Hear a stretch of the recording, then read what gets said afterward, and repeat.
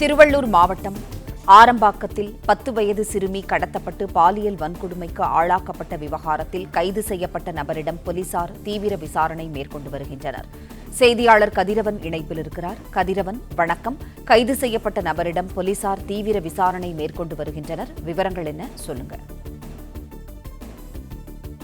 ஆரம்பாக்கம் பகுதியில் கடந்த 12ஆம் தேதி அன்று மதிய நேரத்தில் பள்ளி முடித்து பள்ளி பாடப்புத்தகத்தோடு சென்ற 4ஆம் வகுப்பு மாணவி வடம் அணிந்த நபர் ஒருவரால் பாலியல் வன்கொடுமைக்கு உள்ளாக்கப்பட்டார். கடந்த 12ஆம் தேதியிலிருந்து பல்வேறு தனிப்படைகள் அமைக்கப்பட்டு இந்த குற்றவாளியை தேடி வந்த நிலையில சூலூர்பேட்டையில் வைத்து இந்த குறிப்பாக இன்று கைது செய்திருக்கிறார்கள். கைது செய்யப்பட்ட இந்த குற்றவாளியை கவரப்பேட்டை காவல் நிலையத்தில் வைத்து தனிப்படை போலீசார் விசாரணை மேற்கொண்டு வருகிறார்கள்.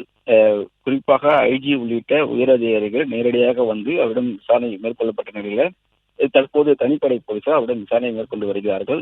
பிடிப்பட்ட நபர் இந்தி மொழி மட்டும் பேசுவதால் அவரிடம் இந்தியிலும் விசாரணை மேற்கொள்ளப்பட்டு வருகிறது. அது மட்டும் இல்லாமல் அந்த இளைஞர் ஆந்திராவில் ஒரு தாபாவில் வேலை செய்து வந்ததும் அந்த தாபா உரிமையாளரும் பிடித்து வந்து போலீசார் தற்போது விசாரணை நடத்தி வருகிறார்கள். குறிப்பா இந்த நபர் மது பழக்கத்துக்கு அடிமையானவர் என்றும் சூலூர்பேட்டை பகுதியில சில நாட்களுக்கு முன்பு மது போதையில் சுற்றுவதையும் சிறுமி குறித்து புகைப்படங்களை காவல்துறையினர் வெளியிட்ட போது அந்த 2 உருவ ஒற்றுமையை வைத்து பொதுமக்கள் கொடுத்த தகவலின் பேரில் போலீசார் தேடிய போதுதான் இவர் சிக்கியிருப்பதும் தெரிய வந்திருக்கிறது. மது போதையில் சிறுமியை பாலியல் வன்கொடுமை செய்திருக்கலாம் என்பதும் விசாரணைகள் தெரிய வந்திருக்கிறது. அது குறித்தும் அவரிடம் விசாரணை நடைபெற்று வருகிறது. குறிப்பாக காவல்துறை வெளியிட்ட செல்போன் எண்ணுக்கு ஏராளமான பொதுமக்கள் சந்தேக நபர் குறித்து தகவலை அளித்ததாகவும் ஒவ்வொரு தகவலையும் போலீசார் புறந்தள்ளாமல் முக்கியத்துவம் கொடுத்து அந்த இடங்களுக்கெல்லாம் சென்று விசாரித்திருக்கிறார்கள்.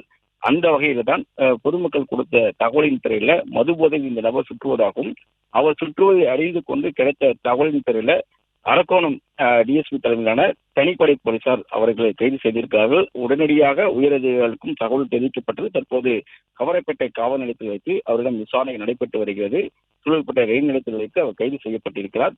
இவர் குறித்த தகவலை தமிழ், ஆங்கிலம், தெலுங்கு, இந்தி உள்ளிட்ட மொழிகளில் போலீசார் அறிவிப்பாக வெளியிட்டு சன்மானம் வழங்கப்படும் என்றும் தெரிவித்திருந்தார்கள். ஆனால் ஆந்திராவை சேர்ந்த இந்த தாபா உரிமையாளர் இந்த குற்றவாளி குறித்த தகவலை தெரிந்தும் அவர் போலீசாரிடம் தகவல் தெரிவிக்காத காரணத்தினால் அவரிடமும் தற்போது விசாரணை நடைபெற்று வருவதாக காவல்துறை தரப்புல தெரிவிக்கப்பட்டிருக்கிறது. அந்த கைது செய்யப்பட்ட நபரிடமிருந்து ஒரு செல்போனும் பறிமுதல் செய்யப்பட்டிருக்கிறது. அந்த செல்போன்களுடைய புகைப்படங்கள் ஆகியவற்றை எல்லாம் போலீசார் ஆய்வு செய்து வருகிறார்கள். யாரிடம் தொடர்பு கொண்டிருக்கிறார் போன்ற விவரங்களை எல்லாம் சேகரித்து வருகிறார்கள். இதே போன்று வேறு யாரிடம் அத்துமீறி இருக்கிறாரா என்ற கோணத்திலும் விசாரணைகள் முன்னெடுக்கப்பட்டிருக்கிறது. சிறுமியை பாலியல் வன்கொடுமை செய்யப்பட்டு சூலூர்பேட்டையில் கைது செய்யப்பட்ட அந்த நபரிடமும் அதே போல அவர் பணியாற்றிய தாபா உரிமையாளரிடமும் தொடர் விசாரணைகள் கவரப்பேட்டை காவல் நிலையத்தில் வைத்து விசாரணை மேற்கொள்ளப்பட்டு வருகிறது. முன்னதாக ஐஜி உள்ளிட்ட உயர் அதிகாரிகளிடம் அவரிடம் விசாரணை மேற்கொண்டார்கள். அசாம் மாநிலத்தை சேர்ந்தவர் என்றும் 30 வயது மதிக்கத்தக்க நபர் என்றும் காவல்துறை தரப்புல தகவல் தெரிவிக்கப்பட்டிருக்கிறது. தொடர் விசாரணைக்கு முன்பாக அவர் குறித்த முறையான தகவல்கள் வெளியிடப்படும் என்றும் தெரிவிக்கப்பட்டிருக்கிறது.